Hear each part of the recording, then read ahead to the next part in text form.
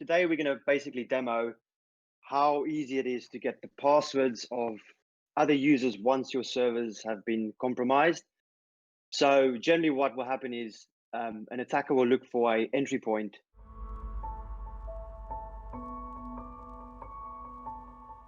So today we're gonna do something special. We will go a little bit deeper on the tech side. We will start to, Charles, you can explain what we're gonna showcase. Today we're going to basically demo how easy it is to get the passwords of other users once your servers have been compromised. So generally what will happen is an attacker will look for an entry point, and that could be anything. Let's say your Nginx or your web server Apache running has a known exploit, or there could be other ways they get in. Once they're in, they'll obviously not be running as root unless you've been really silly and you're running your web server as root. But once in, it's not that hard to escalate to root. So I think the point is, once they're in, they'll get root pretty easily, and once they have root, they can then slowly start gathering the passwords of the other users, and that's what we're going to showcase today. Yeah. So what have you set up now? So basically, I've got two systems here. So the one system is you can say it's the that's the web server that the hacker has compromised, and so he's lurking in the background without you knowing.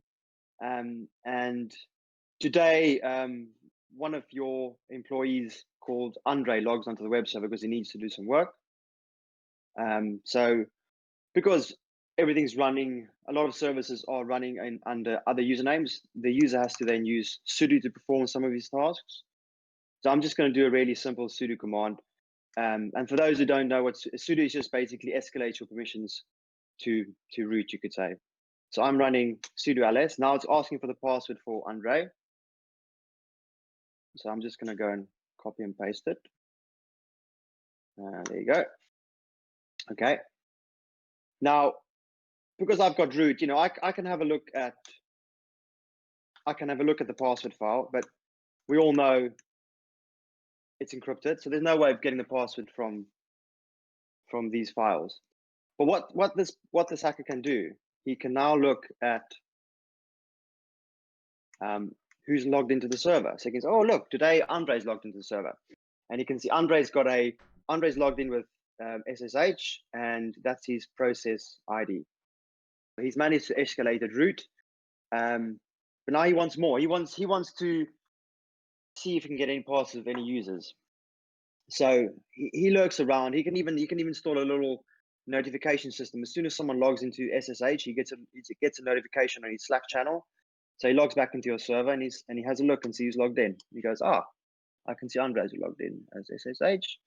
And now we can use a special utility called gcore, which basically dumps binary from memory of a certain process ID. So you can see Andre's logged in. His process ID is 10853. So if we run the gcore command, it will now create a dump for us. So you can see the file is called core.10853. And then you run a special command to read that file called strings. And if anyone's interested, this is all part of GNU debugger. So the attacker would have to install GNU debugger as well. But if you're root, you can obviously do anything. So basically, I'm using the command strings. I'm reading the file core.10853, and I'm just using a simple grep to look for sudo, and then saying, once you find sudo, give me all the lines, give me 40 lines before and 40 lines after. And now you just look through it and you go, there we go. You can see that the user Andre ran sudo ls, and there's his password he entered. So that's very easy to get the password in a clear text. Very, very, it's easier than you think. And I think, yeah, and the rule of it's just to show, obviously the attacker needs root on your server, but it's just to show once he's got a foothold into one of your servers, it is game over. It's very easy to vertically attack anything else. Yeah, and I don't know what to say. This is actually very scary. How difficult is it for a user if they get in to get root access? If it's a Easier than you think, yeah. because a lot of us don't ever update our kernels, and so the first thing you can do as an attacker, you can check if the kernel version running and if there's any exploits in the kernel. Look at any scripts available in cron. Look at mounted file systems. I mean, I can't even remember all of it, but there's a whole list you can run through, and there's available scripts you can run that makes your life even easier. It's much easier to escalate to root than actually getting into a server, and it's almost like that. It's that adrenaline rush as well. You know, once you're in a server, half the battle has been won, and so now that person is excited. He's like, oh, I want to get further. I want to get further. So he'll try and guaranteed he will get root. Yeah, and okay, let's say this guy got in, and you say that he get a notification when the person log in and execute a sudo command. Can that be scripted as well? Yeah, you can script anything. Yeah. So in reality, if he has root access, he can make this whole process automatically, and he can extract this information to a third place. Yeah, he could. Yeah, because I mean, you can. Yeah, because all these commands I run, you can automate that. Eliminate yourself. So you'd eliminate root Charles, which is me, and then look for another users, and then very easily find that. Yeah, the whole thing could be automated, and you could obviously, you wouldn't do that. You would just then dump this entire thing to file, and then send it over to yourself. You know, see if I cat that gives me everything. Yeah. But I could just send that file to myself now, and yeah, with an email or using for a Telegram or Slack or Discord or whatever. Yeah, so that's a perfect example of one simple mistake you can do and you lose access to everything. And if this server runs anything that's involved in cryptocurrency and private keys, that's not great. Yeah. I mean, the other thing is is history. A lot of people don't clean their history, and history is all the bash commands you've written. I can't show you on this server because you're going to see my stuff. Yeah. But whenever I log out of a server, I use a special command. I can show you that cleans all your history. It's just little things like this. It's important to do. So if I log out of my server, I would always run this command. Yeah. And this basically just all your bash history sits in a little file. So what this is, that nulls that file, and then it runs a special command to not take any further history from now on and exits. So if I exit out of this now, that's my history gone. Yeah. Because if you think, when you open a wallet, a lot of people probably have that scripted, so your password file will be in clear text. Just loads of stuff. Anything you copy and paste. Yeah, that's actually that's one golden ticket. First thing someone would look at.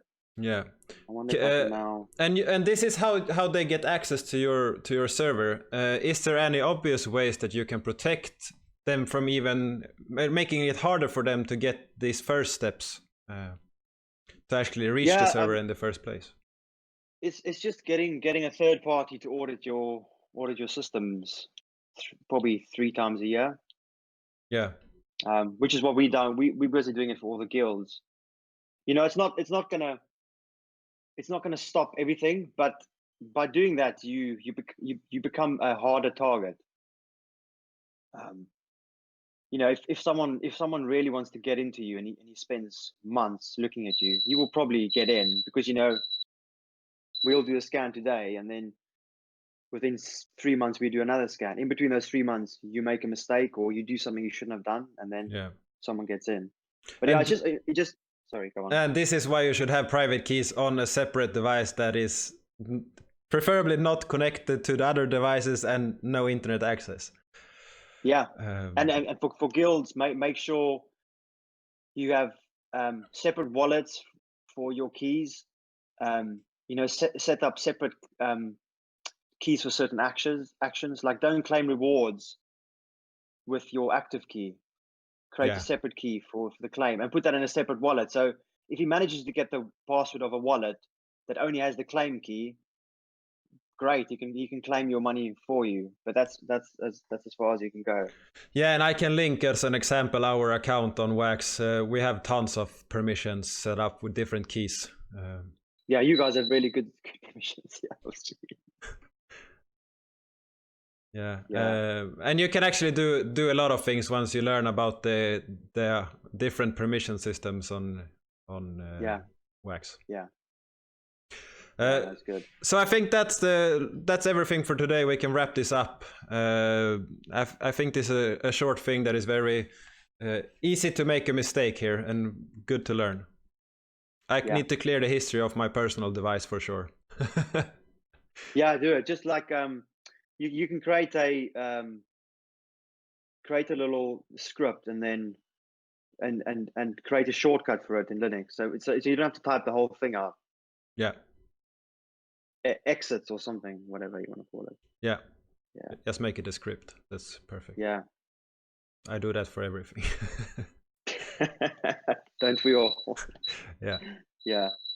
And I think it's just one else thing I want to mention is, like, I think sometimes people can go overboard with security, and you have to step back a bit and make sure that whatever you implement is manageable as well. Because if you have too much to manage, then you will forget to do something, or you will be lazy auditing yourself.